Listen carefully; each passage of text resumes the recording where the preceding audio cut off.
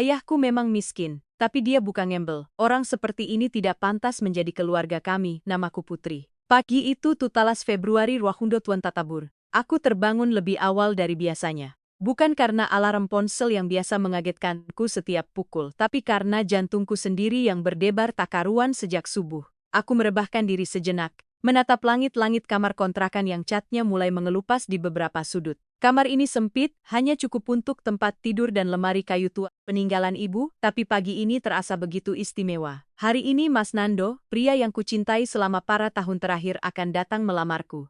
Aku duduk di tepi tempat tidur, meraih figura foto kayu di nakas. Foto itu diambil 2 tahun lalu di pantai Parangtritis. Mas Nando memelukku dari belakang. Wajah kami berdua basah kena semprotan air laut, tapi tawa kami begitu lepas. Senyumku mengembang sendiri mengingatnya. Mas Nando laki-laki dengan senyum hangat dan sabar menghadapi segala ulahku. Kami bertemu di acara bakti sosial kampus dan sejak saat itu ia tak pernah lelah meyakinkanku bahwa cinta tak pernah memandang latar belakang. Aku lulusan SO biasa anak penjaga malam, dia lulusan S2 luar negeri manajer di perusahaan besar. Dua dunia yang berbeda tapi ia selalu bilang cinta itu menyatukan Put, bukan memisahkan. Setelah melamun sejenak, aku bangkit dan membuka jendela kamar. Udara pagi Yogyakarta yang sejuk menyapu wajahku. Dia luar tanpa ayah sudah sibuk sejak subuh. Beliau menyapu halaman depan kontrakan, yang hanya selebar 3 meter itu dengan penuh semangat. Melihat ayah begitu bersemangat, hatiku menghangat sekaligus perih. Ayahku Pak Darmo, usianya sudah lama topoloko tahun. Rambutnya mulai memutih di mana-mana. Kulitnya keriputan gelap karena setiap malam harus berjaga di pos kompleks perumahan, terpapar angin malam dan debu jalanan. Tapi pagi ini beliau mengenakan kemeja batik lengan panjang yang sudah beliau setrika sendiri sejak pukul subuh. Kemeja itu bukan kemeja baru, sudah tritan usianya. Beberapa kancingnya sudah diganti karena lepas dan warnanya mulai pudar. Tapi bagi ayah itu adalah seragam terbaik yang ia punya. Ayah istirahat dulu nanti kecapekan. Teriakku dari jendela. Ayah menoleh tersenyum lebar memperlihatkan gigi-giginya yang tinggal setengah. Biarin enduk, ini halaman mau disambut tamu penting masa kotor. Ayah juga udah siapin ini buat Mas Nando dan keluarganya. Ayah menunjuk ke sebuah meja kayu di teras yang sudah ditutup taplak batik. Di atasnya ada beberapa piring keramik pemberian tetangga berisi jajanan pasar, kelepon, lumpia, dan pisang goreng. Ada juga 2 kendi tanah liat berisi air putih dan teh hangat, semuanya ditata rapi. Meskipun perabotannya sederhana, hatiku terenyuh. Ayah berusaha keras menyambut keluarga Mas Nando yang katanya orang berada itu dengan segala kemampuan yang ia punya. Aku segera mandi dan bersiap. Gaun kebaya peci yang kubel bulan lalu sudah tergantung rapi di pintu lemari. Warnanya cerah dengan bordir bunga-bunga kecil di bagian dada. Ini bukan kebaya mahal, harganya hanya Rp skunak pun tapi cukup membuatku merasa cantik. Aku memadukannya dengan kain batik tulis peninggalan almarhum ibu. Kain itu sudah tua, beberapa bagian mulai tipis, tapi aku menjaganya baik-baik. Ibu membelinya saat akan menikah dulu, katanya buat anak cucu, biar ingat bahwa keluarga kita punya sejarah. 4 jam kemudian, aku berdiri di depan cermin. Rambut hitamku yang panjang sudah kusanggul sederhana. Kusematkan tusuk konde plastik bermotif bunga. Wajahku kuberi bedak tipis dan sedikit lipstik merah. Aku bukan tipe perempuan yang suka berdandan berlebihan. Sederhana rapi. Itu prinsipku, kompetisi bayanganku sendiri. Mataku yang bulat, hidung mancung, kulit sawo matang warisan ayah. Hari ini aku akan dilamar. Aku akan resmi menjadi calon istri Mas Nando. Apa kamu bahagia, Put? Bisikku pada bayangan sendiri. Bayangan itu tersenyum dan air mataku hampir tumpah. Aku buru-buru mengusap sudut mata. Tak ingin makeup rusak sebelum waktunya. Tiba-tiba pintu kamar diketuk pelan. Put, sudah siap? Suara ayah dari balik pintu. Aku menarik napas dalam, merapikan kebaya sekali lagi, lalu membuka pintu. Ayah berdiri di depan dengan kemeja batiknya yang lusuh. Rambut putihnya yang tipis disisir rapi ke belakang dan sandal jepit butut yang sudah beliau lap sampai bersih. Di matanya ada harapan besar, harapan yang membuat dadaku sesak. Sudah siap? Yah, deg-degan, jawabku. Berusaha terdengar ceria. Ayah menggenggam tanganku. Telapak tangannya kasar, penuh kapalan karena pekerjaannya tapi genggamannya hangat. Selalu seperti itu sejak aku kecil. Pokoknya apapun yang terjadi nanti ayah bangga sama kamu. Enduk Mas Nando anaknya baik. Kita lihat saja niat baiknya. Yang penting kamu bahagia. Aku mengangguk menelan ludah. Ayah tenang aja, semua pasti lancar. Kami berdua lalu duduk di ruang tamu menunggu kedatangan mereka. Ruang tamu kontrakan kami memang kecil. Hanya ada 1 set kursi tamu rotan yang sudah mulai lapuk, pont berapa bantal kecil dan sebuah meja kayu yang kaki-kakinya sudah tidak sama panjang. Kami harus mengganjalnya dengan koran bekas. Di dinding terpajang foto almarhum ibu yang sudah dibingkai kayu sederhana. Ibu tersenyum dalam foto hitam putih itu, memakai kebaya sederhana sama seperti yang aku kenakan sekarang. Rasanya seperti beliau hadir di sini menemani kami. Kulihat jam dinding yang detaknya terdengar jelas. Pukul palangku sekolah pelas, Mas Nando bilang ia akan tiba sekitar pukul pelalu. Masih ada pala-pala menit, cukup lama untuk membuat perutku mual. Aku bolak-balik merekan kebaya, mengecek HP, lalu melihat keluar jendela setiap palam menit.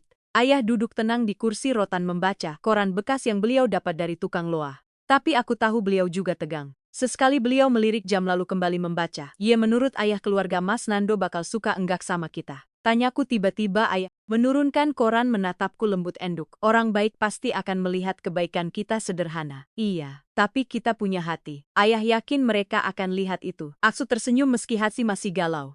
Ya Allah, lancarkanlah hari ini batinku. Tepat pukul 6 tuh, sebuah mobil hitam berkilau muncul di ujung gang. Dari kejauhan aku sudah bisa mengenalinya. Toyota Alphard hitam dengan plat nomor B1 Sunu Trampan Kontu Tinduk. Mobil itu berhenti tepat di depan kontrakan membuat beberapa tetangga mengintip dari balik jendela.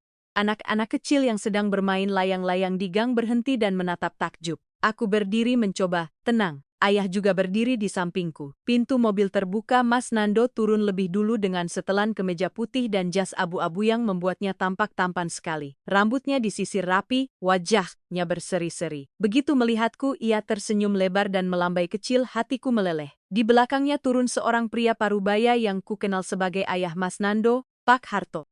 Beliau juga memakai jas lebih gelap dengan wajah yang sedikit angkuh. Lalu ibunya Bulastri, seorang wanita dengan perhiasan emas mencolok di leher dan tangannya. Dan di belakang mereka turun seorang perempuan seusia. Mas Nando memakai hijab dan kacamata hitam, besar meskipun cuaca sedang cerah. Itu Mbak Melinda, kakak perempuan Mas Nando. Aku hanya pernah melihat fotonya, belum pernah bertemu langsung. Posturnya tegap, langkahnya mantap, menunjukkan aura. Saya orang penting. Aku dan ayah berjalan ke pintu untuk menyambut.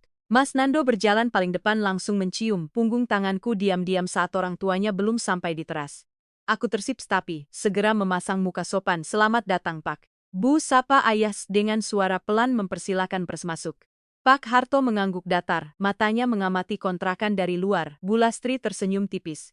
Tapi matanya, aku bisa melihat matanya mengamati segala sesuatu dengan cepat. Ke tembok yang mengelupas, genteng yang bolong di satu sisi, lantai semen yang mulai retak. Mbak Melinda bahkan tak melepas kacamata hitamnya. Ia berjalan masuk tanpa bicara, hanya melirik sekilas ke arahku. Silakan duduk, ucap ayah, menunjuk kursi rotan. Pak Harto dan Bulastri duduk di kursi utama. Sementara Mbak Melinda memilih duduk di kursi paling pinggir agak menjauh. Seolah tak ingin bersentuhan dengan apapun di ruangan ini. Aku dan Mas Nando duduk di kursi lain. Ayah duduk di kursi rotan satunya. Maaf ya, Pak, kalau tempatnya sederhana, ujar ayah memulai pembicaraan. Pak Harto tersenyum tipis. Dak apa-apa Pak, yang penting niatnya. Bulastri menimpati. Iya Pak. Kami sekeluarga senang bisa berkunjung ke sini. Putri anaknya manis. Yes, Mas Nando ceritanya terus tentang Putri. Aku tersip menunduk. Mas Nando tersenyum ke arahku. Mbak Melinda masih diam, tak bicara sepatah kata pun. Kacamata hitamnya masih terpasang membuatku sedikit tidak nyaman. Jam berapa ini? Pikirku. Kok masih pakai kacamata hitam? Di dalam rumah, ayah menyodorkan minuman. Silakan Pak, Bu. Ini teh hangat buatan sendiri. Maaf kalau cuma seadanya. Pak Harto menerima dengan sopan. Bulastri juga meski amasnya ragu sejenak sebelum memegang gelas keramik sederhana itu. Mbak Melinda menolak halus. Tidak usah. Terima kasih, saya tidak haus. Ayah mengangguk, tak memaksa. Lalu pembicaraan mengalir tentang hal-hal ringan. Mas Nando bercerita tentang pekerjaannya. Aku bercerita tentang pekerjaanku sebagai staf administrasi.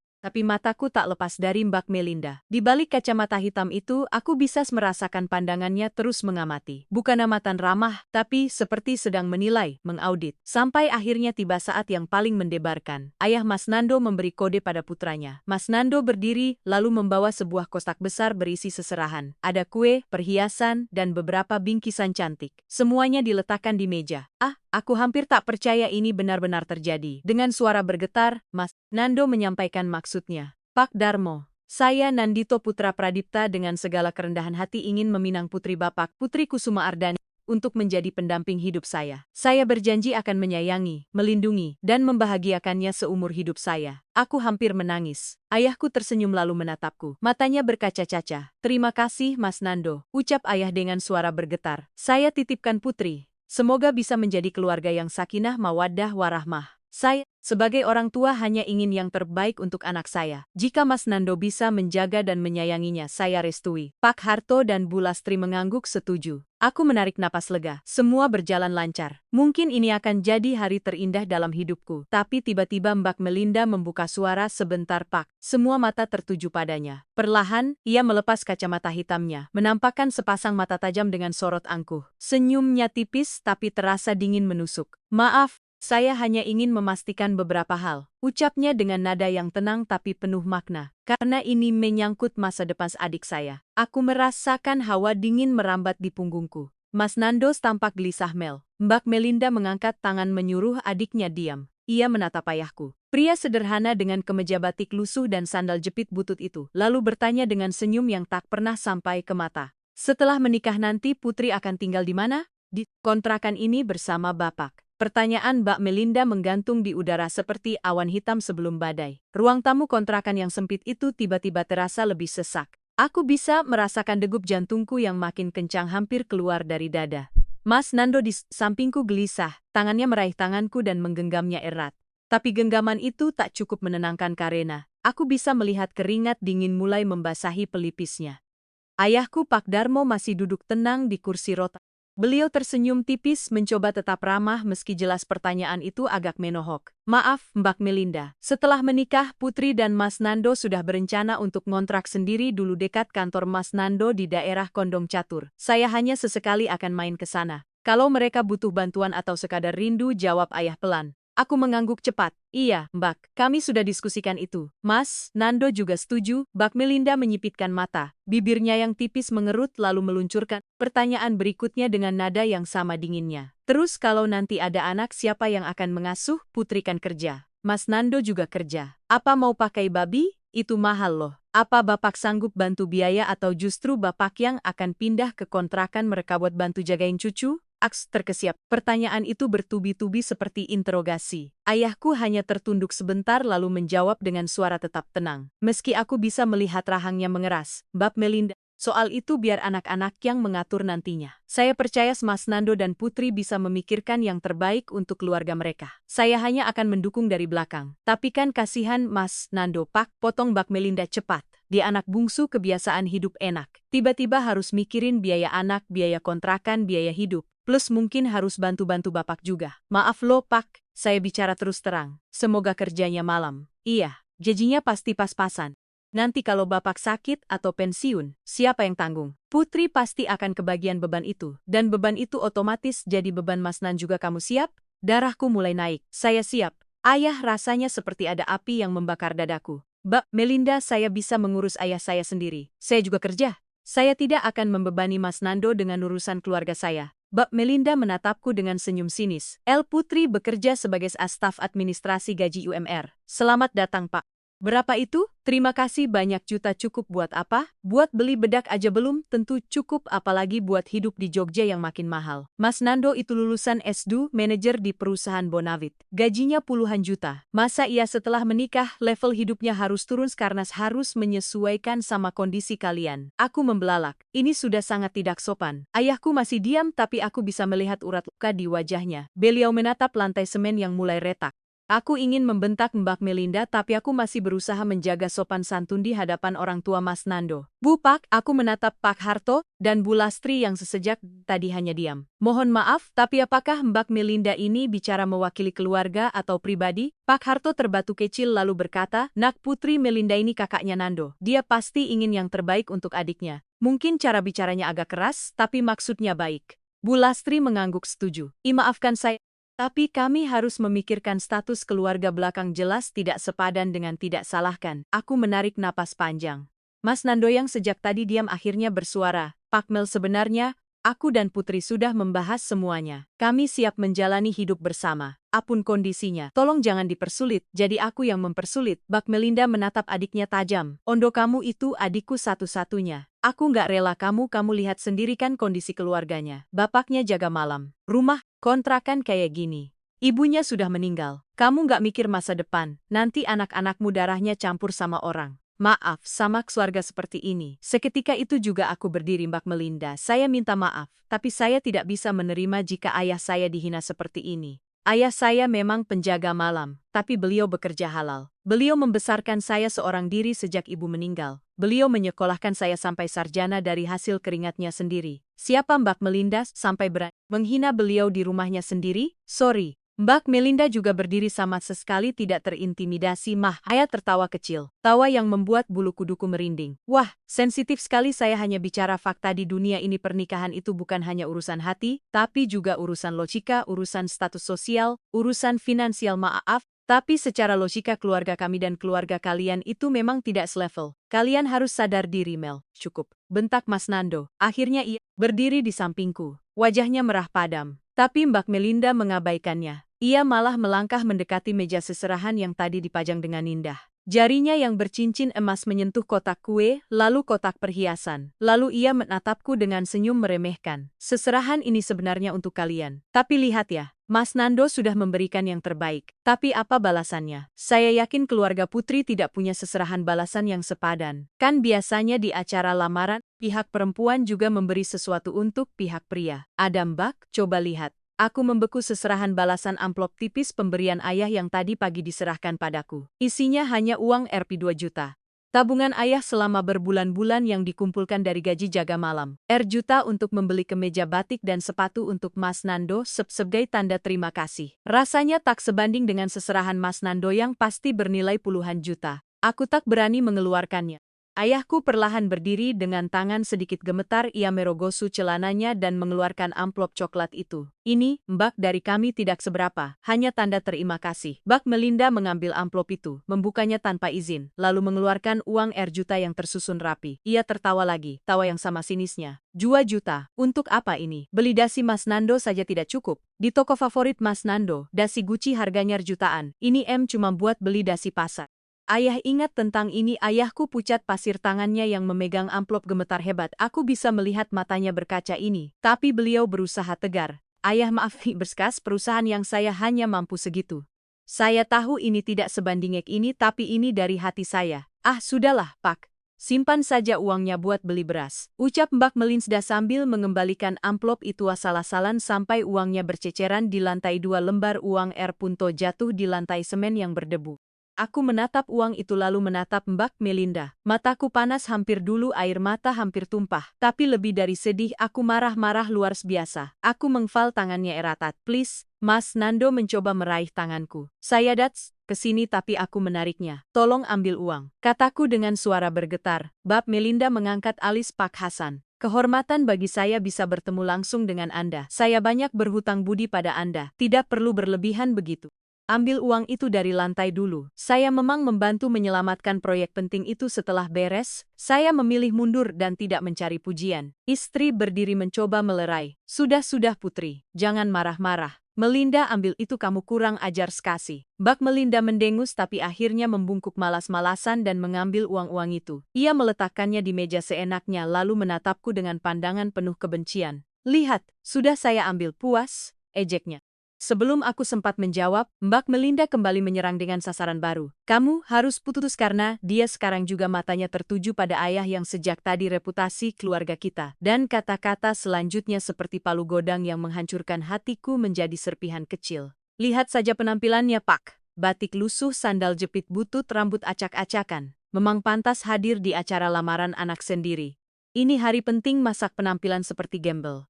Aduh. Saya jadi malu membayangkan besok kalau acara pernikahan. Bapak duduk di pelaminan dengan wajah dan penampilan seperti itu. Nanti tamu undangan dari keluarga kami pada ngapain? Pasti pada ngakak lihat mertua kayak gembel, ayah. Apalagi keluarga kami punya nama keluarga terhormat. Masa ia besan kami cuma penjaga malam yang penampilannya kayak pemul. Aku ingin ayah datang bersamaku. Baju ini bukan hening biasa, tapi hening yang menusuk seperti ribuan jarum. Aku bisa melihat wajah ayah yang pucat, pasti seperti orang kehilangan darah.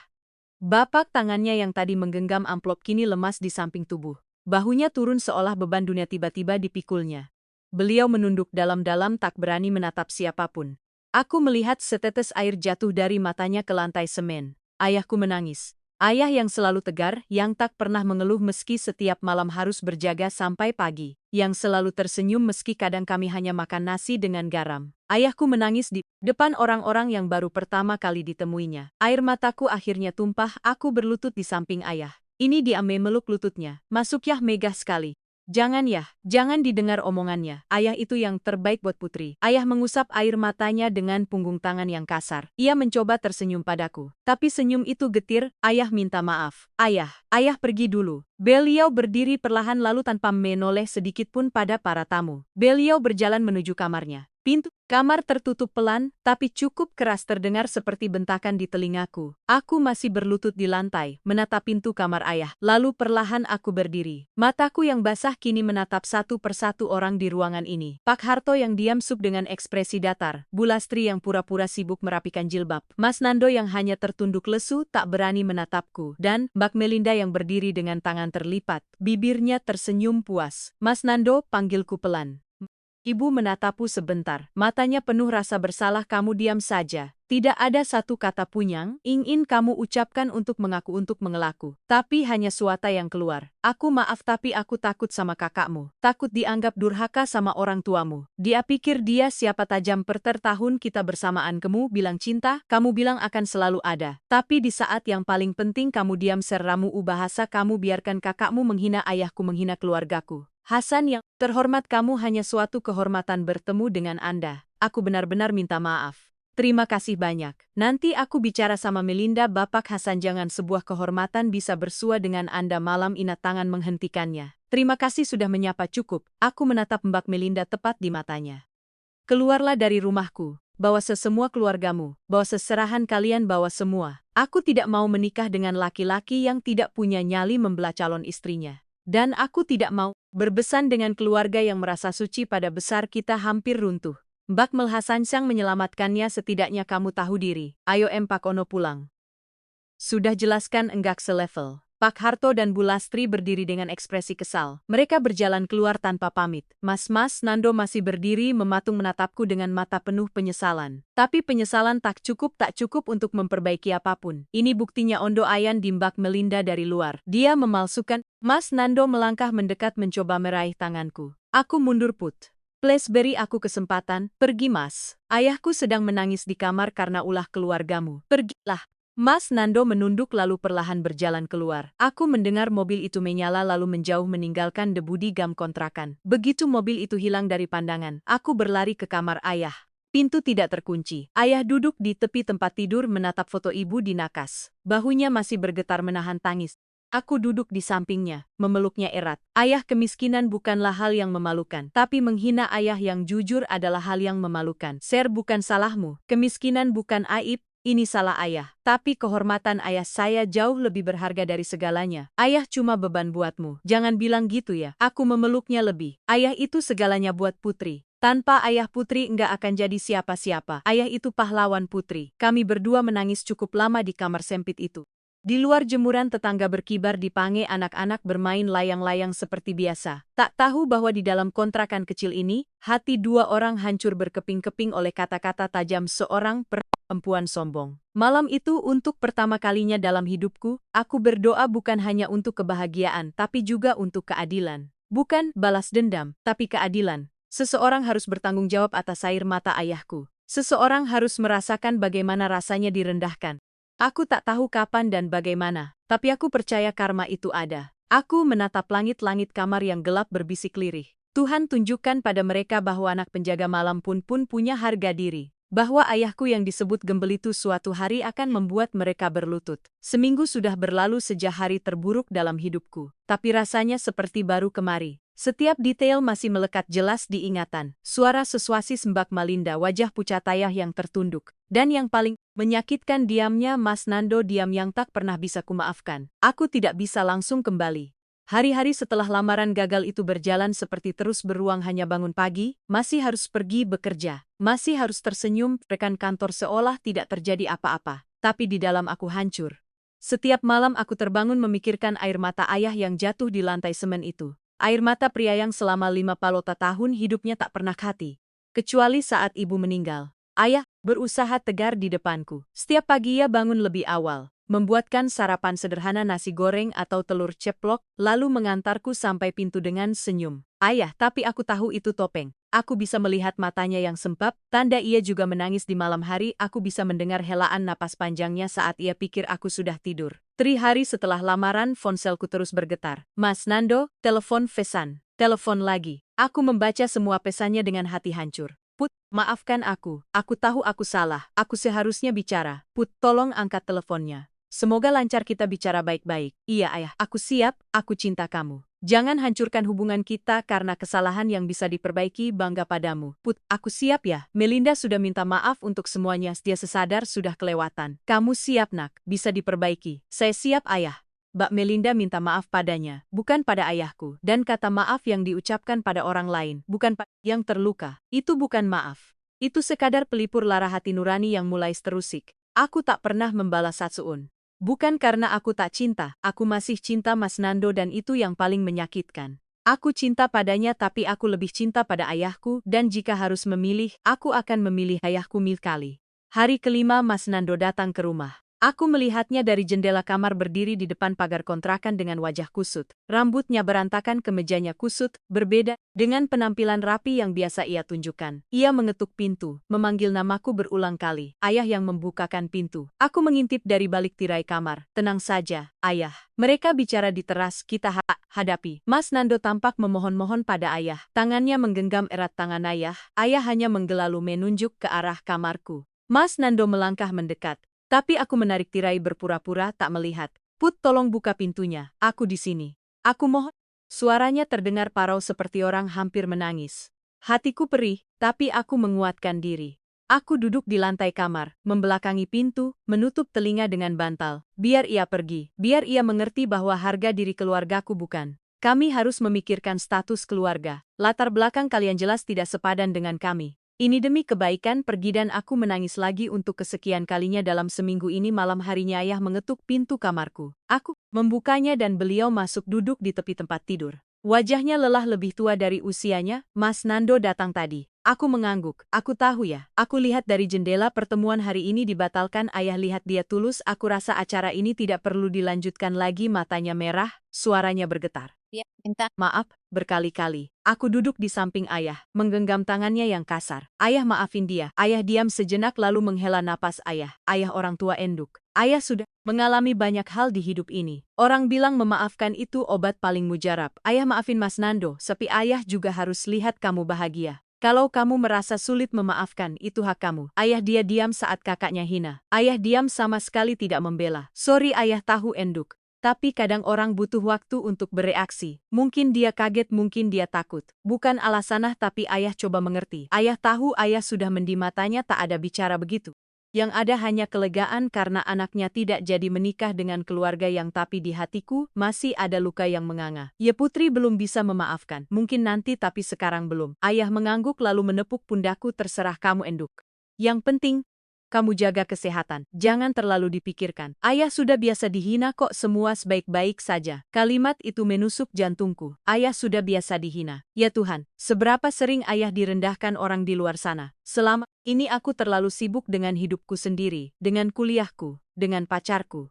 Sehingga lupa bahwa ayahku mungkin setiap hari menghadapi penghinaan diam-diam dari orang-orang yang merasa lebih tinggi.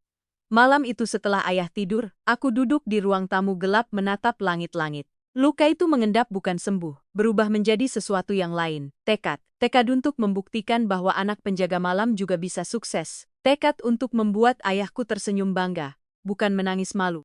Keesokan harinya aku membuka laptop dan login ke akun Pena Langit. Selama seminggu ini aku mengabaikan semua pesanan desain. Banyak klien yang menanyakan kabar. Aku membalas satu persatu, minta maaf, dan mulai mengerjakan pesanan yang tertunda. Namun, satu email menarik perhatianku. Judulnya undangan kolaborasi spesial perusahaan besar. Aku membukanya dan jantungku hampir berhenti. Dari HR di Bonavit. Subjek tawaran kerjasama desain kampanye HUT ke Wandolimzu. Isinya singkat, mereka mengagumi karya Pena Langit, ingin bekerja sama untuk kampanye besar. Mereka meminta Sasat untuk presentasi portofolio dan diskusi awal. Aku menemukan berkas proyek perusahaan-perusahaan tempat Mas Nando bekerja. perusahaan tempat Mbak Melinda bekerja. Aku membaca email itu, berulang kali mencoba mencerna. Tuhan, apa ini jawaban dari doaku? Apa ini kesempatan yang Engkau berikan? Jari-jariku mengetik balasan dengan mantap. Saya bersedia ini. Tolong kirimkan detail jadwal pertemuan.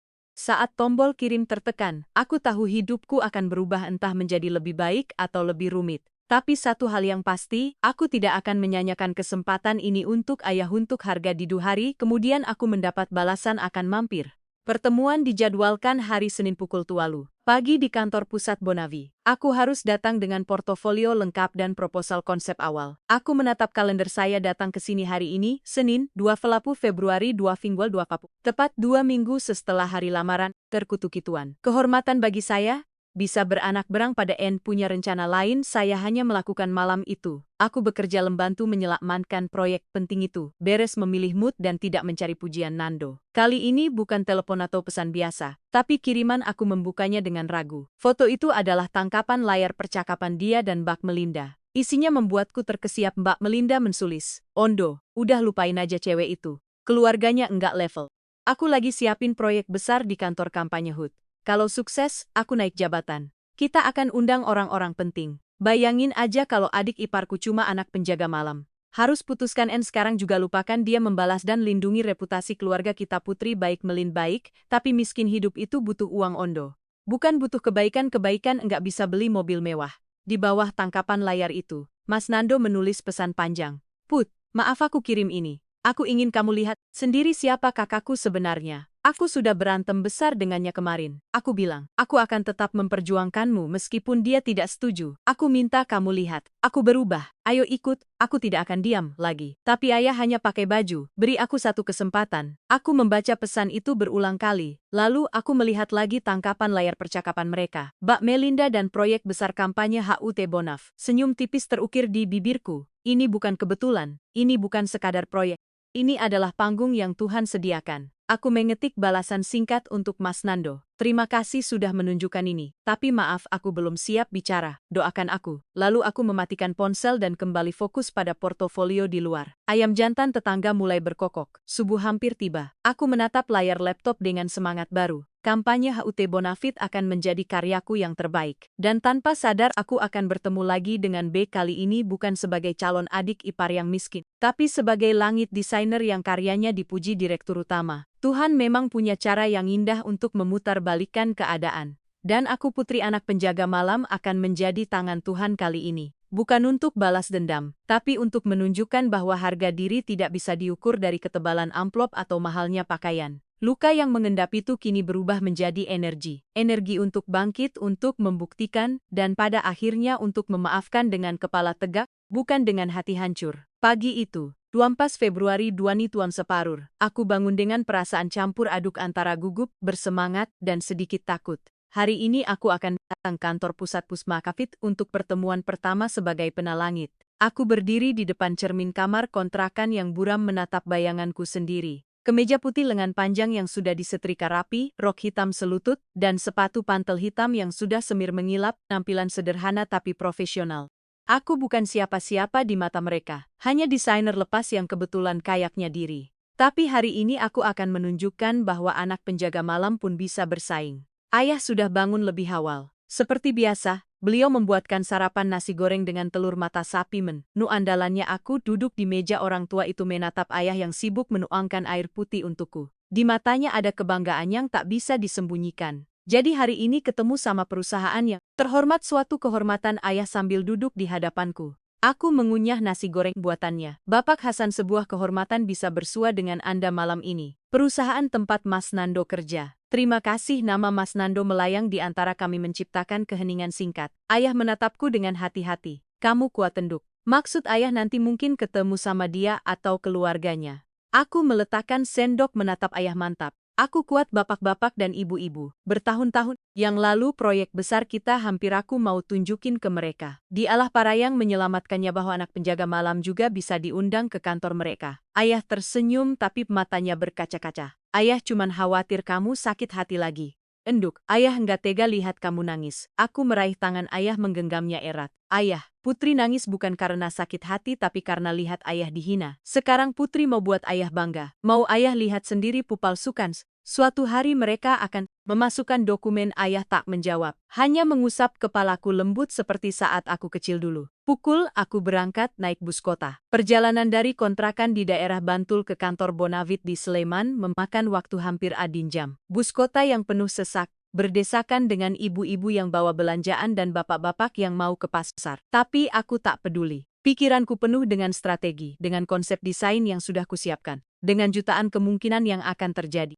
Turun di halte dekat kantor Bonavit, aku berjalan kaki menuju gedung pencakar langit itu. Gedung Bonavit menjulang tinggi dengan kaca-kaca berkilau yang memantulkan sinar matahari. Kemiskinan bukanlah hal yang memalukan. Ada taman kecil dengan air mancing ayah yang jujur adalah hal yang memuk. Orang-orang lalu lalang dengan setelan rapi, membawa laptop dan kopi Starbucks. Tapi kehormatan yang sangat berbeda dengan jauh lebih harga diantu. Menarik napas dalam lalu melangkah masuk. Resepsionis dengan seragam biru menyambutku ramah. Selamat pagi Mbak, ada keperluan? Selamat pagi. Saya Putri Kusuma Wardani dari Pena Langit. Ada pertemuan dengan tim Jamtos. Mata resepsionis itu berebak langit. Saya penggemar karya Mbak loh. Desain poster untuk kampanye lingkungan itu keren banget. Aku tersenyum sedikit terkejut. Terima kasih banyak, silakan masuk. Nanti Linak dari Humas akan menjemput. Aku duduk di lobi yang mewah dikelilingi orang-orang yang sibuk dengan ponsel dan laptop masing-masing. Tak lama, seorang wanita muda berambut pendek dengan kacamata bulat mendekat. Mbak Putri, saya Lina, tim Humas, selamat datang di Bonavit. Kami berjabat tangan. Lalu ia mengantarku ke lantai VIP+, tempat divisi Humas berkantor. Sepanjang perjalanan dengan lift kaca, aku bisa melihat pemandangan kota Jogja dari ketinggian. Jantungku berdegup kencang. Ruangan pertemuan itu modern dengan meja kaca panjang dan kursi kulit putih. Di ujung meja duduk seorang wanita yang membuat jantungku hampir berhenti. Mbak Melinda dengan setelan sun blazer abu-abu, rambut tertutup hijab dan ekspresi dingin yang sama, belum menyadari kedatanganku. Tapi begitu Lina memberanikanku duduk, Mbak Melinda mengangkat wajah dan pertemuan mata itu terjadi. Wajahnya berubah dari dingin menjadi kaget, lalu berubah menjadi tidak percaya. Mulutnya terbuka sedikit. Selamat pagi, Bu, matanya membelal. Selamat datang, Pak, kamu pagi. Terima kasih, aku tersenyum sopan. Duduk di kursi dengan tenang. Selamat pagi, Mbak Melinda. Terima kasih sudah mengundang saya. Mbak Melinda masih terpaku. Lina tampak bingung melihat reaksi rekannya. Mbak Mel kenal sama Mbak Putri. Mbak Melinda tak segera menjawab tajam, mencoba mencerna situasi. Akhirnya ia berkata dengan suara dipaksakan tenang. Kenal teman adik saya. Wah, kebetulan sekali. Jadi, Mbak Putri ini desainer yang karyanya dipuji Pak Dirut. Lina tampak senang. Mbak Putri, tim Humas Bonavit dipimpin Mbak Melinda, beliau yang akan jadi kontak utama selama proyek ini. Semoga lancar semuanya. Aku mengangguk, saya senang bisa bekerja sama. Mbak Melinda tak membalas senyum. Bangga padamu, ia menatapku dengan campuran antara curiga untuk semuanya, sesal dan mungkin sedikit takut, tapi ia profesional, setidaknya berusaha baik. Kita mulai rapatnya 2 jam berikutnya. Aku mempresentasikan portofolio dan konsep awal kampanye. Aku bicara dengan percaya diri, menunjukkan karya-karya terbaikku, menjelaskan visi dan ide. Lina terlihat terkesan, sesekali mengangguk dan mencatat. Tapi Mbak Melinda, ia duduk dengan tangan terlipat, sesekali menyela dengan pertanyaan yang agak menjebak. Jadi Mbak Putri, desain ini pasti butuh biaya besar. Apa Mbak yakin budget kami cukup? Tanyanya dengan nada meremehkan. Aku menjawab tenang. Saya sudah pelajari budgetnya dari brief yang dikirim. Semua konsep saya sesuaikan dengan anggaran Mbak. Saya terbiasa bekerja dengan keterbatasan. Terbiasa bekerja dengan keterbatasan, ulang Mbak Melinda. Tenang saja, Ayah. Ya, saya bisa kita hadapi ini bersama. Lina melirik Mbak Melinda heran tapi tak berkomentar. Aku memilih mengabaikan sindiran itu. Aku di sini bukan untuk terpancing emosi sisis, aku di sini untuk menunjukkan kualitas. Rapat selesai. Lina berjabat tangan denganku hangat. Mbak Putri, saya secara pribadi sangat suka dengan konsepnya. Nanti saya koordinasikan dengan Mbak Melinda. Lalu, kami kabari untuk tahap selanjutnya. Terima kasih. Saya tunggu kabarnya. Saat aku beranjak pergi, Mbak Melinda memanggilkan saya. Tapi, kami memikirkan status keluarga. Latar belakang kalian jelas tidak sepadu. Ruangan itu hanya berdua kami. Mbak Melinda mendekat menatapku dari atas ke bawah. Kamu sengaja ya mendaftar ke sini karena tahu aku di sini. Aku tersenyum tipis. Mbak Melinda, saya tidak mendaftar, perusahaan Mbak yang mengundang saya. Mungkin karena karya saya dianggap layak atau mungkin ini yang namanya takdir. Pertemuan hari ini dibatalkan. Apapun itu, aku rasa acara ini tidak perlu dilanjutkan lagi. Ini proyek profesional. Jangan bawa-bawa urusan pribadi. Aku akan tetap profesional. Tentu Mbak, saya juga profesional. Saya tidak akan mencampur adukan urusan. Aku menatapnya tepat di mata. Tapi Mbak Melinda, satu pesan saya, tolong jaga bicara karena di ruang rapat nanti semua orang akan mendengar. Jangan sampai reputasi Mbak sebagai pemimpin tim hancur hanya karena tidak bisa mengendalikan emosi. Mbak Melinda membelala, tapi aku sudah berbalik dan melangkah keluar. Aku menghela napas lega. Pertarungan pertama dimenangkan, tapi ini baru awal. 2 hari kemudian kabar baik datang. Proyekku diterima. Aku resmi ditunjuk sebagai desainer utama kampanye HDE Ketua Melimo. Bon Milalei kontraknya. Aku hampir pingsan saat melihat angka di dokumen itu. Cukup untuk melunasi kontrakan setahun, membeli sawah lagi untuk ayah, bahkan menabung untuk modal usaha. Malam itu aku pulang dengan membawa oleh-oleh bakpia untuk ayah. Beliau sedang duduk di teras membaca koran bekas seperti biasa. Begitu melihatku, beliau tersenyum. Gimana Enduk? Aku duduk di sampingnya, menyandarkan kepala di bahunya. Diterima ya, proyeknya jalan. Dan Mbak Melinda, dia yang jadi atasannya. Ayah terdiam lalu menghela napas. Kamu kuat Enduk? Insya Allah kuat ya, doain aja. Malam itu aku membuka laptop dan mulai bekerja. Di sisi lain layar aku membuka akun media sosial Mbak Melinda. Sesuatu yang tak pernah kulakukan sebelumnya, foto-fotonya penuh dengan gaya hidup mewah. Liburan ke Eropa, tas branded, mobil baru, semua pamer kekayaan. Dan di bawah salah satu fotonya ada komentar dari temannya. Mel, proyek Bonavit gimana? Katanya kamu jadi ketua tim. Mbak Melinda membalas, aman. Tim baru, desainer baru. Tapi semuanya terkendali, nanti hasilnya bakal spektakuler, doainnya. Aku tersenyum. Ya Mbak, doain saya juga. Doain agar saya bisa menyelesaikan proyek ini dengan gemilang. Dan doain juga agar suatu hari nanti Mbak sadar bahwa yang disebut gembel itu bisa lebih bermartabat daripada yang sombong. Aku mematikan laptop, menatap langit-langit kamar. Jati diri yang tersembunyi ini, pena langit adalah senjataku. Dan Mbak Melinda tak tahu bahwa di balik desain-desain indah itu ada hati seorang anak yang ingin membalaskan harga diri ayahnya. Bukan dengan dendam tapi dengan karya. Ayah. Prestasi aku menemukan dengan membuktikan bahwa kemuliaan tidak diukur dari harga pakaian tapi dari isi kepala dan hati. Hari pertama kerja sama resmi di perusahaan yang lama, aku tiba di kantor Bonfit pukul pagi lebih awal dari jadwal pertemuan. Aku ingin menunjukkan profesionalisme juga, ingin mempelajari medan pertempuran baru. Lobi gedung. Masih sepugas kebersihan yang menyapu dan membersihkan kaca. Aku duduk di sofa lobi sambil membuka laptop. Mereview kembali konsep yang sudah aku siapkan.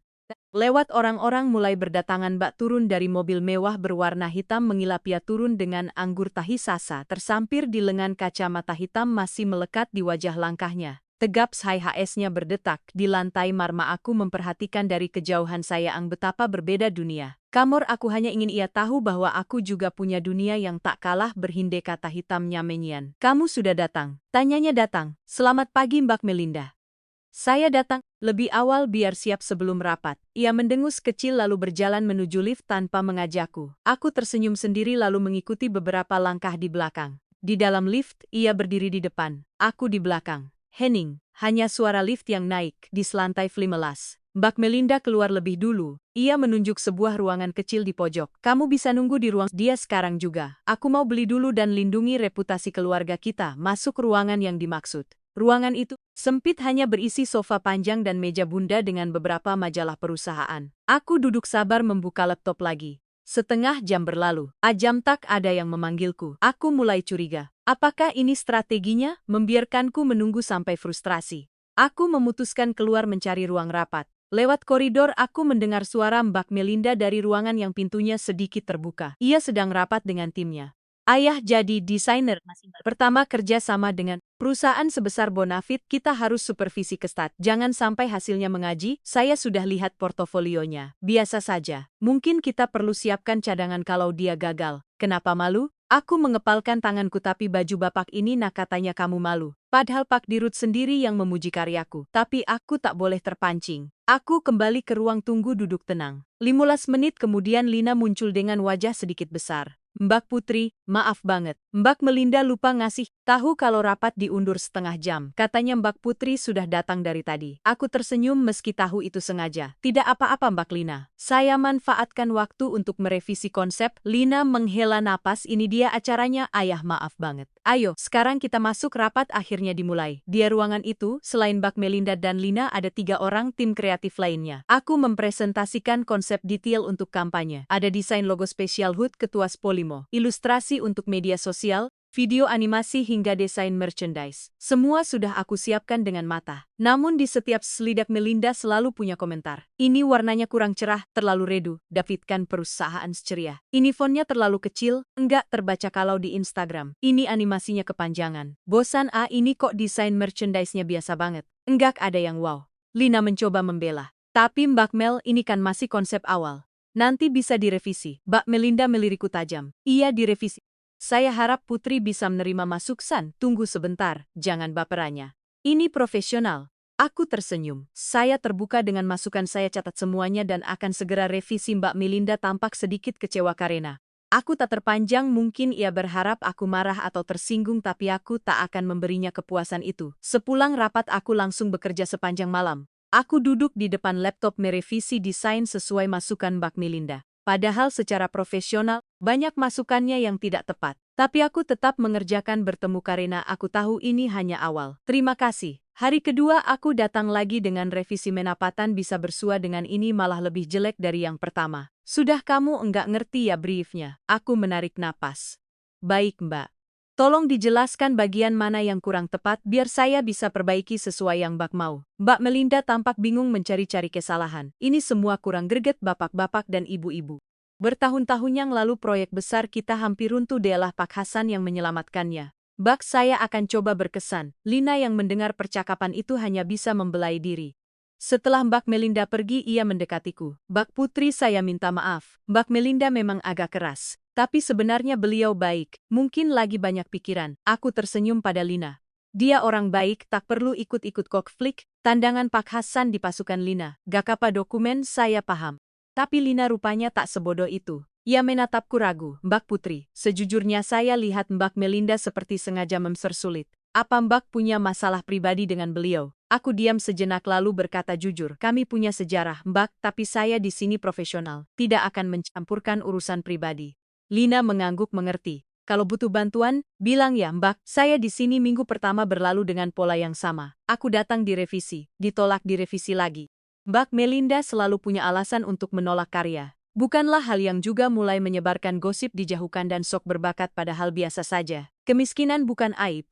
Beberapa anggota tim jauh lebih berharga. Dari suatu sore saat aku sedang bekerja di ruang tamu. Dua staf humas berbicara di dekatku tanpa sadar aku dengar. Katanya desainer baru itu anaknya penjaga malam. Lo enggak tahu caranya bisa lolos seleksi. Wah, mungkin karena kasihannya atau mungkin ada yang bantu dari dalam, tahu deh. Yang jelas Mbak Mel sampai pusing ngadepin dia. Katanya hasil kerjanya enggak sesuai ekspektasi. Aku mengetik lebih kencang, menahan emosi. Ini yang Mbak Melinda inginkan, menjatuhkan reputasiku di depan tim, tapi aku tak akan menyerah. Malam harinya ponselku bergetar. Mas Nando, sudah lama kami tak berkomunikasi, aku ragu. Tapi akhirnya mengangkat. Halo, Put. Akhirnya kamu angkat, suaranya terdengar lega. Aku tahu kamu kerja di Bonavit sekarang. Mbak Mel cerita ke orang tua. Iya, ada apa? Hening sejenak. Put, aku kasih tahu Mbak Mel punya rencana. Dia mau bikin kamu gagal. Dia sudah siapkan kebocoran data yang akan dituduhkan ke kamu. Katanya, dia mau menjatuhkan kamu di depan Pak Dirut. Darahku berdesir. Maksudnya mungkin dia akan menuduh kamu bocorin konsep kampanye ke pihak luar. Dia sudah siapkan bukti palsu. Aku enggak tahu detailnya. Bisa selangsung kembali, benar dia ngomong sama temannya di telepon. Kamu harus membuktikan keberanian dengan tindakan, bukan hanya kata-kata. Mencerna informasi ini sebab Melinda sungguh keterlaluan. Demi membenciku, ia rela menghancurkan karir orang lain. Makasih infonya, Mas. Tapi kenapa kasih tahu aku? Karena aku masih sayang kamu. Put, tahu aku sudah salah. Selamat datang, Pak. Aku cuman gak mau. Kamu kenapa banyak? Tolong jaga diri. Telepon ditutup. Aku termangu lalu senyum tipis terukir. Mbak Melinda mau bermain kotor. Baik, aku akan siapkan panggung untuknya. Panggung kehormatan atau panggung kehancuran. Esoknya aku mulai bekerja dengan strategi baru. Setiap revisi aku dokumentasikan. Setiap email aku screenshot. Setiap pertemuan aku rekam suaranya dengan izin untuk keperluan dokumentasi pribadi yang kuselipkan dalam perjanjian. Aku juga mulai menjalin hubungan baik dengan anggota tim lain, terutama Lina dan beberapa staf yang mulai simpati padaku. Aku juga diam-diam mencari tahu tentang kebocoran data yang direncanakan Mbak Melinda. Ternyata ia berkolusi dengan salah satu vendor luar menyiapkan dokumen palsu yang akan ditemukan di laptopku. Aku siap ya. Rencananya terima kasih sehari sebelum presentasi besar, bukti itu akan dilaporkan ke atas. Siapa malam-malamku kini dipenuhi dengan persiapan ganda menyempurnakan desain dan menyiapkan tameng dari serangan Mbak Melinda. Aku bekerja sampai pukul 2 pagi setiap hari. Mata kadang perih, punggung pegal, tapi semangatku tak padam. Di sela kelelahan aku teringat ayah. Kulihat fotonya yang kupajang di samping laptop. Selamat datang, pria sederhana dengan senyum tulus itu adalah sumber kekuatanku. Suatu hari nanti aku akan membawanya ke gedung mewah ini. Bukan sebagai tamu tapi sebagai orang yang dihormati. Hari kedua luas proyek Mbak Melinda memanggilku ke ruangannya. Ini pertama kalinya kami bicara berdua tanpa saksi. Tutup pintunya, perintahnya. Aku menurut lalu duduk di hadapannya. Ia menatapku tajam mencoba mengintimidasi. Kamu pikir kamu bisa menang? Tenang saja, ayah. Dengan kerja keras, kita hadapi dengan desain bagus. Dengan sikap baik, aku diam menunggu. Mbak Melinda tersenyum sinis. Di dunia ini yang menang bukan yang paling pintar atau paling baik. Yang menang adalah yang paling licik, yang punya koneksi, yang punya uang. Kamu enggak punya semua itu, ayahmu cuma penjaga malam, ibumu sudah mati, kamu sendiri cuma lulusan kampus biasa. Mau sampai kapan kamu bertahan? Aku menarik napas panjang lalu berkata tenang. Mbak Melinda, saya di sini bukan untuk bersaing dengan Mbak. Saya di sini untuk bekerja proyek yang dipercayakan saya. Latar belakang kalian jelas pribadi dengan saya. Kebaikan itu urusan Mbak. Tapi ingat, semua yang Mbak lakukan sekarang ada rekamannya, mungkin Mbak lupa. Tapi Tuhan tidak pernah lupa. Mbak Melinda tertawa-tawa sinis yang sama seperti saat di rumah kudu. Oh, jadi kamu mengancam dengan apa? Dengan doa-doa kamu. Ayahmu yang katanya saleh itu. Aku berdiri menatapnya dari atas. Pertamaan hari ini dibatalkan. Mbak, satu pesan saya. Dengan apa yang Mbak rencanakan karena kadang jebakan yang kita pasang untuk orang lain, justru kita sendiri yang terperangkap. Aku keluar dari ruangannya dengan kepala tegak. Di koridor, aku berpapasan dengan Lina yang tampak cemas. Mbak Putri, Mbak Mel ngomong apa? Kok Mbak kelihatan tegang? Aku tersenyum tipis. Enggak apa-apa, Mbak. Hanya diskusi kecil. Oh iya, Mbak Lina, minggu depan presentasi besar kan, saya akan sesuatu yang spesial. Lina mengangguk meski raut wajahnya masih cemas. Aku melangkah menuju lift menekan tombol lobby. Di dalam lift, aku memejamkan mata. 2 minggu lagi panggung akan terbuka. 2 minggu lagi semua akan terungkap. Anak dan Mbak Melinda yang kini merasa di atas angin akan belajar apa artinya jagung bicara itu bukan karena balas dendamku tapi karena perbuatannya sendiri. Malam itu sepulang kerja aku memutuskan untuk lembur di kantor Bonavit. Ruangan tim humas sepi. Hanya lampu di beberapa sudut yang masih menyala. Aku sengaja bertahan karena ada firasat aneh yang menggangguku sejak percakapan dengan Mas Nando beberapa hari lalu. Ia bilang Mbak Melinda punya rencana adukat dengan kebocoran data. Aku perlu tahu lebih banyak. Jam menunjukkan pukul tanggal 11 malam. Aku berpura-pura mengerjakan revisi di ruang tamu kecil. Tapi telingaku terus siaga mendengar setiap suara. Lantai Flimulas biasanya sepi setelah pukul. Tapi malam ini aku melihat cahaya. Dari ruang Mbak Melinda masih menyala. Sesekali terdengar suaranya berbicara di telepon. Sekitar pukul teratan aku mendengar langkah kaki. Bukan satu orang tapi 2. Aku segera mematikan lampu ruang tamu dan mengintip dari balik pintu kaca buram. 2 sosok lewat. Mbak Melinda dan seorang pria yang tidak kukenal. Mereka masuk ruang rapat utama. Pintunya tertutup rapat. Dengan hati-hati aku merangkak mendekat. Syukurlah dinding ruang rapat tidak sepenuhnya kedap suara. Aku menempelkan telinga di celah pintu. Jadi gini rencananya, Mas Rian, suara Mbak Melinda terdengar jelas. Kamu sebagai vendor percetakan akan melaporkan bahwa ada kebocoran desain dari pihak internal. Katanya desain kampanye kita sudah bocor ke kompetitor. Pria bernama Rian itu tertawa kecil. Gampang, Mbak Mel. Tapi buktinya apa? Perusahaan pasti minta bukti. Itu sudah saya siapkan. Lihat ini. Aku membayangkan Mbak Melinda menunjukkan sesuatu. Ini adalah desain palsu yang mirip dengan karya asli Putri. Saya akan menaruh file ini di laptopnya minggu depan sebelum presentasi besar. Nanti kamu tinggal bilang, dapat info dari sumber terpercaya bahwa desain Bonavit sudah bocor dan tunjukkan bukti bahwa file itu ada di laptopnya. Ini berkas proyek perusahaan yang lama. Bamel, amannya apa bisa ceritakan sedikit tentang ini? Saya sudah atur semuanya. Laptop Putri sering ditinggal di ruang tamu saat dia ke toilet atau ambil minum. Aku punya akses ke sana. Cukup beberapa menit file sudah terkirim. Nanti saya hapus jejaknya. Aku mengepalkan tangan. Sungguh licik rencana ini. Bi Melinda rela menghancurkan kalian orang lain demi kepuasan pribadi. Tapi Mbak Mel, saya gede bisa masuk penjara itu. Mari silakan mampir dulu. Tenang Mas Rian. Kalau berhasil proyek percetakan Bonavit tahun depan akan saya kasih ke kamu. Omsetnya miliaran. Mas pilih mana? Risiko kecil atau untung besar? Sangat menghormati lalu berkata, oke. Saya ikut tapi Mbak Mel harus jamatan bagi. Saya bisa bertemu langsung. Dengan saya banyak berlebihan melakukan apa yang benar percakapan menyelamatkan aku sudah mendengar setelah Berga menyalakan lampu dan berpura-pura bekerja dengan tenang. Beberapa menit kemudian Mbak Melinda dan Rian keluar. Mereka terkejut melihat lampu ruang tamu menyala. Putri kok masih di sini? Suara Mbak Melinda sedikit bergetar. Panik, aku menoleh pura-pura kaget. Oh Mbak Melinda, saya lagi ngerjain revisi. Gak terasa sudah malam. Ini mau pulang. Mata Mbak Melinda menyipit curiga. Dari tadi di sini, iya. Kamu harus putuskan juga jadi bolak-balik dan lindungi reputasi keluarga kita. Aku pura-pura sibuk dengan laptop. Rian menatapku dengan pandangan aneh lalu berkata, Mbak Mel, saya duluan. Ya nanti kita kabari lebih lanjut. Setelah Rian pergi, Mbak Melinda masih berdiri di depanku. Kamu dengar sesuatu Putri? Aku menatapnya polos. Dengar apa? Mbak saya dari tadi fokus ngerjain desain.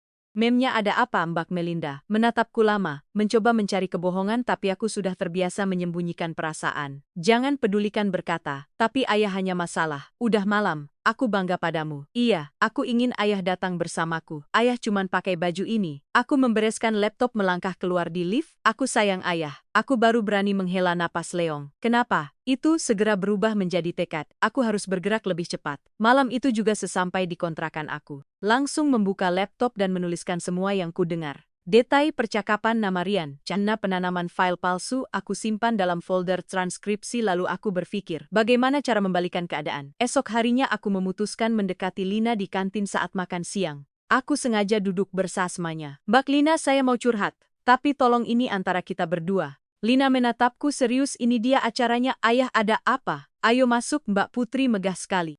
Aku bercerita tentang firasatku bahwa ada orang dalam yang berusaha menjatuhkanku. Aku tak menyebut Mbak Melinda langsung, hanya bilang ada pihak tertentu. Lina mendengarkan dengan saksama. Masalahnya, Mbak Lina saya nggak punya bukti kuat. Cuma firasat dan beberapa keanehan. Rina menghela napas. Sejujurnya, Mbak Putri, saya juga lihat keanehan. Mbak Melinda memang seperti punya agenda pribadi sama Mbak. Saya bingung kenapa. Ini mungkin agak pribadi, Mbak. Tapi, Mbak Melinda pernah menghina ayah saya di acara lamaran saya dengan adiknya. Dia bilang ayah saya gembel. Nggak pantas jadi besannya. Saya putus dengan adiknya karena itu terbelal.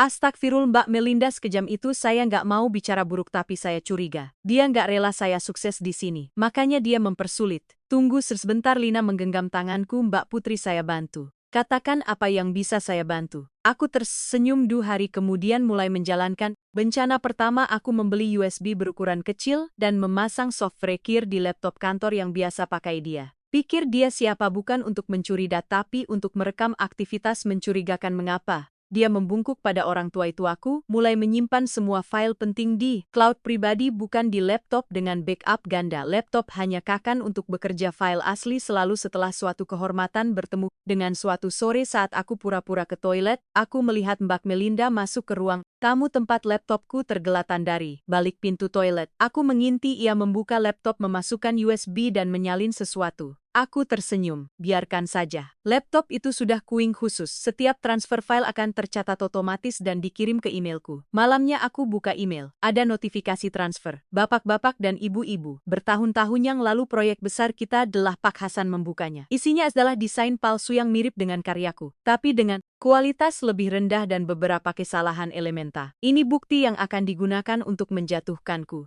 Aku segera menghubungi Lina lewat chat pribadi. Mbak Lina, saya punya bukti sekarang. Tapi saya perlu bantuan Mbak untuk jebak balik. Lina membalas cepat. Ini buktinya gimana caranya? Tanda tangan dipasukan. Saya akan putrosukan dokumen. Laptop saya tinggal di kantor. Saya titip ke Mbak Lina untuk menjaga laptop itu. Tapi sebenarnya Mbak Lina diam-diam merekam semua yang terjadi.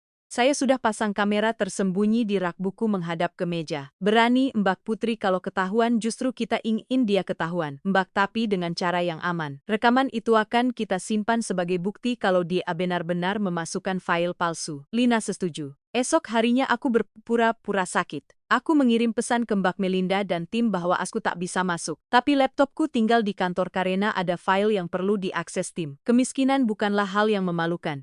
Tapi menghina ayah yang jujur adalah hal yang memalukan. Di kontrakan menatap layar ponsel yang terhubung dengan kamera tersembunyi di kantor tapi kehormatan, kemudian jauh lebih berharga masuk ke ruang tamu. Ia melihat sekeliling lalu duduk di depan laptopku, ia membukanya, memasukkan USB lagi dan mulai memindahkan file. Tak hanya itu, ia juga menghapus beberapa file asliku yang sebenarnya sudah kusimpan di cloud Dagar, seolah aku ceroboh. Ia bekerja cepat, mungkin hanya 5 menit, lalu pergi. Aku merekam semua itu, wajahnya, USB-nya, aksinya, senyumku mengembang. Terakhir sebelum presentasi besar, suasana kantor memanas. Mbak Melinda mulai menyebarkan isu bahwa ada kebocoran desain dan pelakunya sedang diselidiki. Beberapa staf menatapku curiga, tapi aku tetap tenang, tersenyum sopan pada semua orang. Lina mendekatiku di pantry. Mbak Putri, siap-siap Mbak. Besok kita eksekusi. Malam itu aku pulang dengan perasaan campur aduk. Di satu sisi aku senang, karena sebentar lagi kebenaran akan terungkap. Di sisi lain, ada sedikit rasa iba. Mbak Melinda mungkin sombong, mungkin licik, tapi ia tetap manusia. Mungkin ada luka di masa lalunya yang membuatnya begitu. Tapi aku tak bisa membiarkan kezaliman ini berlalu begitu saja. Aku duduk di teras kontrakan memandang langit malam yang bertabur bintang. Ayah keluar duduk di sampingku. Aku tidak bisa langsung kembali apa. Enduk, kamu harus membuktikan keberanianmu dengan bukan hanya kata-kata. Mungkin setelah ini banyak yang berubah. Ayah menggenggam tanganku. Apapun yang terjadi, ayah bangga sama kamu. Kamu anak ayah yang paling kuat. Aku menyandarkan kepala di bahu ayah. Doain Putri lancar. Ya selamat pagi Bu, doa ayah selalu menyertai datang. Pak Sesan, pagi. Terima kasih. Keesokan harinya, aku datang ke kantor dengan langkah mantap.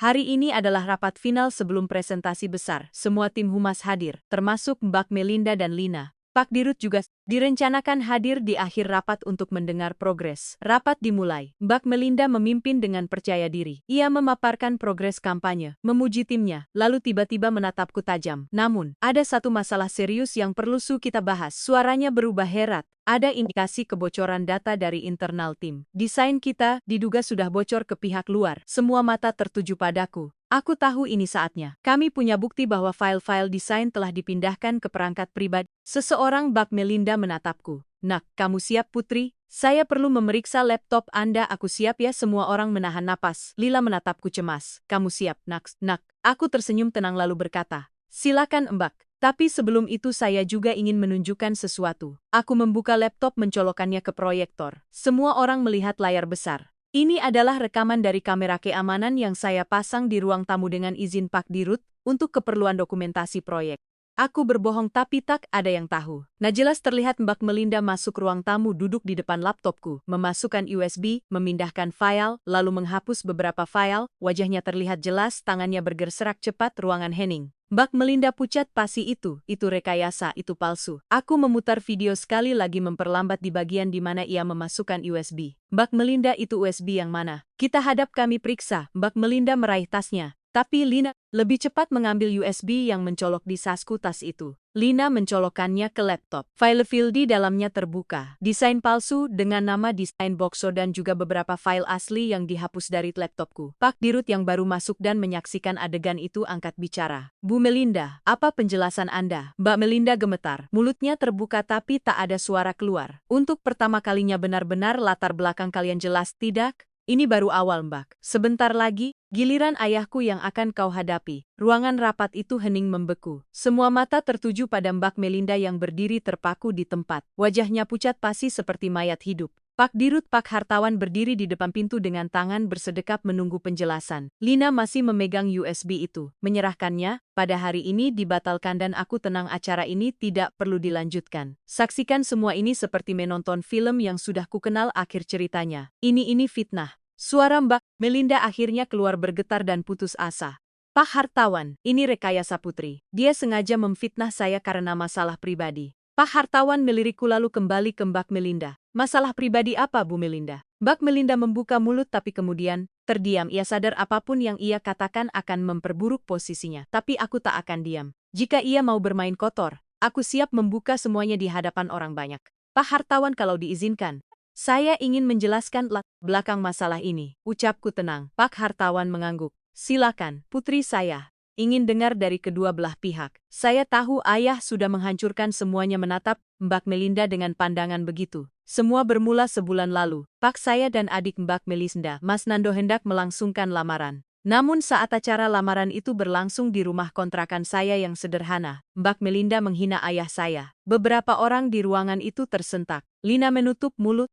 Pak Hartawan mengerutkan kening. Ayah saya memang hanya penjaga malam, Pak. Beliau tidak punya baju bagus. Hanya kemeja batik lusuh dan sandal jepit butut. Tapi beliau adalah ayah terbaik yang pernah saya miliki. Beliau membesarkan saya seorang diri sejak ibu meninggal. Bekerja keras membiayai kuliah saya hingga sarjana. Suaraku sedikit bergetar, tapi aku kuatkan. Tapi Mbak Melinda menyebut ayah saya gembel. Ia bilang penampilan ayah saya memalukan dan keluarga mereka tidak selevel dengan kami.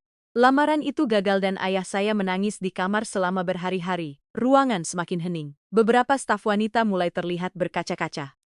Mbak Melinda tertunduk tak berani menatap siapapun. Awalnya saya pikir saya akan mengubur sakit hati itu. Tapi ternyata Mbak Melinda belum puas. Begitu tahu saya bekerja di sini sebagai pena langit, ia berusaha menjatuhkan saya. Ia mempersulit revisi, menyebarkan gosip, dan akhirnya merencanakan konspirasi ini. Ia bekerja sama dengan vendor bernama Rian untuk menanam file palsu di laptop saya, lalu menuduh Subah saya membocorkan data. Pak Hartawan menatap Mbak Melinda dengan tajam. Bu, Melinda, apa benar ini? Mbak Melinda masih diam, tubuhnya gemetar hebat. Tangan Lina menyodorkan ponselnya. Pak, ini bukti percakapan Mbak Melinda dengan vendor itu. Saya dapat dari Mbak Putri. Pak Hartawan membaca pesan-pesan itu. Wajahnya merah padam. Bu Melinda, Anda sudah mencorong nama baik perusahaan, konspirasi penipuan, pencemaran nama baik.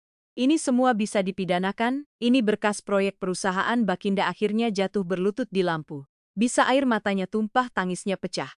Ayah Pak Hartawan, saya minta maaf saya hanya tidak rela adik saya menikah dengan orang miskin, saya khawatir masa depannya hancur saya. Jadi Anda rela menghancurkan masa depan orang lain demi kekhawatiran Anda, potong Pak Hartawan dingin. Anda pikir dengan menjatuhkan Putri, Anda akan selamat. Justru Anda mempermalukan keluarga sendiri. Selamat siang, Linda menangis terseduh-seduh. Ia merangkak mendekatiku. Silakan mampir dulu, mencoba meraih kakiku. Putri, maafkan aku. Aku salah, aku minta maaf. Aku mundur selangkap. Hatiku perih melihatnya tapi tak cukup perih untuk menahan air mata ayah. Mbak Meling itu mudah diucapkan. Tapi luka yang kau buat pada ayahku pada keluar bagi saya bisa bersaya banyak berhutang budi pada Anda. Hartawan saya hanya melakukan menyelamatkan kepala humili Anda akan menjalani pemeriksaan internal. Dan jika terbukti bersalah kami tidak akan segan mengambil agankan tegas termasuk pemutusan hubungan kerja. Untuk sementara Anda cuti. Melinda terisak mencoba meraih lengan Pak Hartawan, tapi beliau menarik tangannya. Jangan mempermalukan diri lebih jauh Bu. Bang, dan keluar. Dua petugas keamanan masuk dan mengangkat Mbak Melinda yang hampir tak bisa berdiri. Sebelum keluar, ia sempat menoleh ke arahku. Matanya kosong, penuh penar. Harus putuskan sekarang, aku hanya diam, tak memberinya reaksi apapun. Reput setelah Mbak Melinda keluar, Pak Hartawan menatapku dengan pandangan berbeda. Penuh hormat, Putri. Saya minta maaf atas kejadian ini. Saya tidak menyangka ada konspirasi seperti ini di perusahaan kami. Anda adalah talenta berbakat yang kami butuhkan dan perlakukan seperti ini tidak seharusnya terjadi. Saya hanya ingin bekerja dengan tenang. Pak, saya tidak mencari masalah. Pak Hartawan tersenyum dan Anda akan mendapatkannya. Mulai hari ini, Anda saya tunjuk sebagai kepala desain kreatif untuk proyek ini. Langsung di bawah supervisi saya. Tidak ada lagi intervensi dari pihak Manun. Aku bangga akan jadi ayah datang bersamaku. Ler senyum lebar, beberapa staf lain bertepuk tangan. Aku hanya bisa mengucap syukur dalam hati dong. Hari kemudian presentasi besar kampanye adik kedua Limos Bonafit digelar di Hotel Bintang L. Semua petinggi perusahaan, klien besar dan media hadir. Aku berdiri di belakang panggung mengenakan kebaya modern, berwarna biru langit yang kubeli khusus untuk acara ini. Rambutku disanggur rapi, make up tipis tapi elegan. Aku bukan lagi putri anak penjaga malam yang dihina di rumah kontrakan. Malam ini aku adalah pena langit desainer yang karyanya akan dilihat ribuan orang. Lina memegang tanganku. Siap, Mbak Putri. Aku menarik napas dalam. Ini dia acaranya, Ayah. Ayo masuk. Panggung terbuka, megah sekali, lampu sorot menyala. Aku melangkah keluar dengan percaya diri. Dia hadapanku, ratusan pasang mata menatap dan di barisan paling depan kulihat Pak Hartawan tersenyum bangga. Selamat malam para hadirin sekalian. Saya Putri Kusuma Wardani atau dikenal sebagai Pena Langit, desainer di balik kampanye HUT Ketik Naman Monavi. Tepuk tangan menyambut. Aku memulai presentasi dengan slide pertama. Karya-karyaku muncul satu persatu di layar lebar. Desain logo spesial yang menggabungkan angka cuali selimosu dengan simbol keris melambangkan kekuatan dan tradisi. Ilustrasi media sosial dengan warna-warna cerah penuh semangat. Video animasi yang menceritakan perjalanan Bonafit selama 25 tahun dengan narasi menyentuh tentang kerja keras, inovasi, dan kebersamaan. Zan merchandise, tote notebook dengan desain eksklusif. Setiap selid mendapat aplaus. Tunggu sebentar. Hartawan beberapa kali mengangguk-angguk puas. Lina di belakang panggung memberi acungan jempol. Di penghujung presentasi aku menampilkan video yang paling spesial, video tentang orang-orang kecil di balik kesuksesan Bonusi. Para satpam yang berjaga setiap malam. Petugas kebersihan yang memastikan gedung tetap muncul, sopir antar jemput karyawan. Aku menampilkan foto-foto mereka dengan narasi. Kesuksesan sebuah perusahaan besar tidak hanya ditentukan oleh para direktur atau manajer, tapi juga oleh orang-orang sederhana yang bekerja tanpa lelah di balik layar. Merekalah pahlawan yang tak terlihat. Bapak Hasan yang terhormat, aku sengaja memasukkan tentang penjaga dengan foto seorang bapak tua berseragam, duduk di pos jaga dengan senyum lelah. Sebuah kehormatan bisa bersua dengan Anda malam ini. Ayah saya adalah seorang penjaga malam. Terima kasih sudah beliau mengajarkan saya arti kerja keras, kejujuran, dan ketulusan. Dari beliau, saya belajar bahwa harga diri tidak diukur dari pakaian yang dikenakan, tapi dari hati yang bersih dan usaha yang halal. Matahariku berkaca-kaca. Beberapa hadirin terlihat menyekap air mata bertahun-tahun berdiri dan memberi tepuk tangan berdiri. Seluruh ruangan mengikuti, aku tersenyum menunduk hormat. Saat acara selesai, banyak orang mendekat memberi selamat, minta foto. Media mewawancaraiku, tapi mataku terus mencari satu sosok, dan di pojok ruangan, di balik kerumunan aku melihat ayah. Beliau berdiri dengan setelan kemeja batik baru yang kubelikan beberapa hari lalu dan sepatu pantolnya, rambut putihnya, di sisi seratak matanya basah. Dia memasukkan dokumen, di sampingnya ada Pak Hartawan yang rupanya mengundang ayah secara khusus. Aku berlari mendekat, memeluknya erat. Yah, ayah datang. Ayah memelukku balik, tangannya yang kasar mengusap kepalaku. Ayah nonton dari awal. Endutuk. Ayah dengar semua, ayah bangga sekali sama kamu. Aku menangis di pelukannya. Semua sakit hati, semua perjuangan, semua malam tanpa tidur terbayar sudah saat ini. Pak Hartawan berkata, Pak Darmo, anak ibu luar biasa bukan hanya bakatnya, tapi hatinya. Beliau mengajarkan kami semua tentang arti kerja keras dan ketulusan. Kemiskinan bukanlah hal yang memalukan. Matanya bertapi menghina ayah yang jujur adalah hal yang memalukan. Saya hanya orang biasa, tapi Tuhan saya anak luar biasa. Tapi kehormatan ayah saya jauh lebih berharga dari segala. Tapi aku tahu ini belum selesai. Masih ada satu hal yang harus terjadi. Mbak Melinda harus melihat sendiri. Bukan di kantor, bukan di ruang rapat, tapi di hadapan ayah. Ia harus berlutut bukan di depanku, tapi di depan pria yang pernah ia sebut gembel. Dan aku akan memastikan itu terjadi. 2 minggu setelah presentasi besar, kabar mengejutkan datang bertubi-tubi. Mbak Melinda resmi dipecat dari Bonafit dengan tidak hormat. Bukan hanya karena kasus konspirasi menjatuhkanku, tapi investigasi internal membongkar praktik-praktik kotor lainnya yang selama ini ia lakukan. Aku mendapat kabar lengkap dari Lina yang kini menjadi kepala humas baru. Suatu sore kami bertemu di kafe dekat kantor. Lina membawa setumpuk dokumen dan cerita. Pak Putri, kamu enggak akan percaya apa yang kami temukan, ucap Lina dengan mata membelalak. Selama tahun terakhir, Mbak Melinda menggelapkan dana humas hampir Rp-an miliar. Aku terkesiap. Apa? Lina membuka dokumen di hadapanku. Ini buktinya, dia membuat laporan fiktif untuk event-event yang tidak pernah ada. Ada juga markup harga untuk vendor-vendor tertentu termasuk vendor percetakan Rian yang kemarin itu. Rian sudah diperiksa dan mengakui semuanya mereka bagi hasil. Rian dapat proyek. Mbak Melinda dapat komisi gelap. Aku membaca dokumen itu dengan perasaan campur aduk. Kamu harus membuktikan keberanianmu dengan tindakan. Bukan hanya kata, di sisi lain aku iba melihat kehancuran seseorang. Tapi ibaksu segera sirna saat mengingat air mata ayah. Terus sekarang gimana? Sekarang kasusnya dilimpahkan ke polisi. Mbak Melinda terancam hukuman penjara. Rumahnya yang mewah di Seturan sudah disita karena ternyata KPR-nya macet. Mobilnya juga ditarik leasing suaminya, kabarnya minta cerai.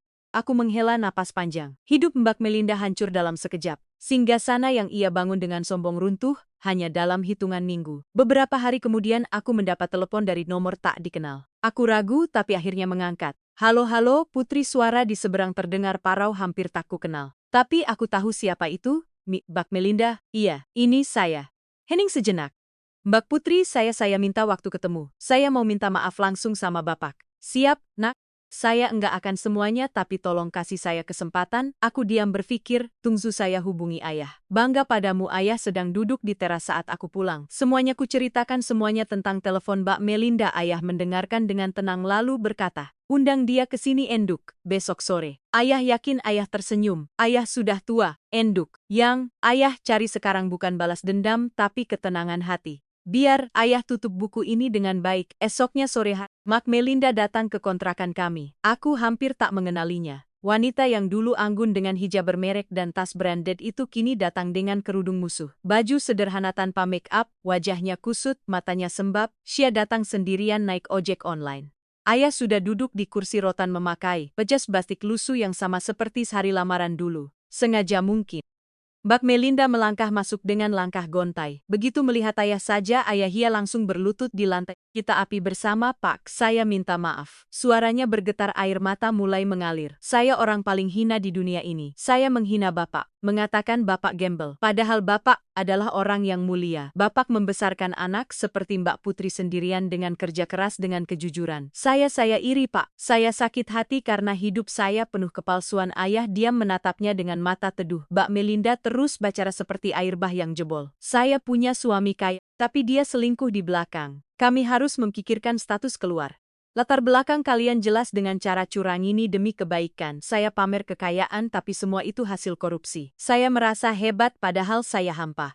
Dan saat melihat Bapak dan Putri yang sederhana tapi bahagia saya iri, Pak. Saya sakit hati lalu saya lampiaskan dengan kebencian. Aku tertegun pengakuan ini tak kuduga. Mbak Melinda merangkak mendekat menunduk dalam. Pak, pertemuan hari ini sudah kehilangan segalanya.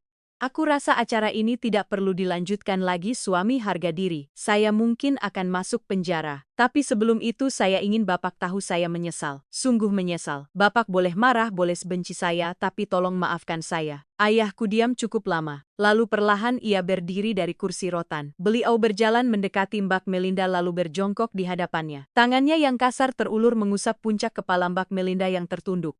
Nak, bangun. Mbak Melinda terisak, tak berani mengangkat wajah. Ayah meraih tangannya, membantunya berdiri. Ayah sudah lama memaafkanmu, Nak. Sejak malam itu juga ayah sudah berdoa buatmu. Ayah doakan semoga kamu diberi hidayah, diberi hati yang lembut ayah. Dan sekarang tahu kamu datang sendiri mengakui kesalahan itu, butuh keberanian besar. Mbak Melinda menatap ayah tak percaya. Bapak maafkan saya. Ayah tersenyum. Senyum yang sama seperti saat ia melamarku dulu. Tulus tanpa dendam. Allah saja maha pemaaf. Masa ayah tidak? Nak, hidup ini penuh ujian. Kamu jatuh sekarang tapi itu bukan akhir. Bangkit lagi, jadi lebih baik. Ayah doakan kamu. Mbak Melinda menangis sesenggukan di pelukan ayah. Aku berdiri di samping menyaksikan pemandangan yang mengharukan ini. Pria yang dulu ia sebut gembel kini menjadi tempatnya bersandar. Pria yang dulu ia hina kini mengulurkan tangan saat ia jatuh. Setelah susnya reda, ayah mempersilahkan Mbak Melinda duduk. Aku menuangkan teh hangat untuknya. Ia menerima dengan tangan gemetar.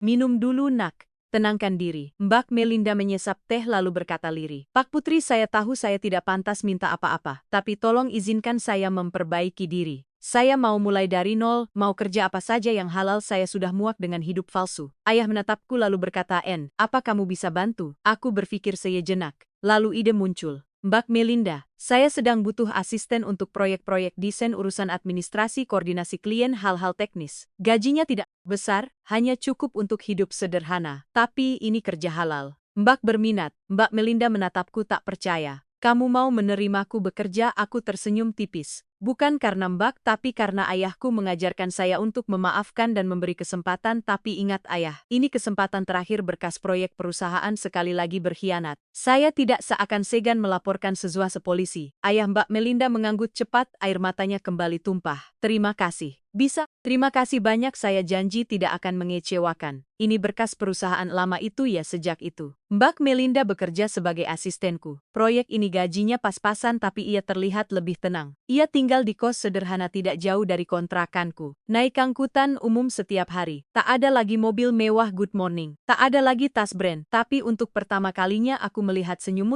tulus di wajahnya. Selamat siang, Bapak. Suatu sore saat kami bekerja bersama di ruang tamu kontrakanku, Mbak Melinda berkata, Putri, saya mau cerita waktu saya di penjara karena kasus korupsi itu masih berproses. Saya akan jalani dengan ikhlas, tapi saya minta satu hal, tolong jenguk saya. Ayah Bapak, saya ingin belajar banyak dari beliau.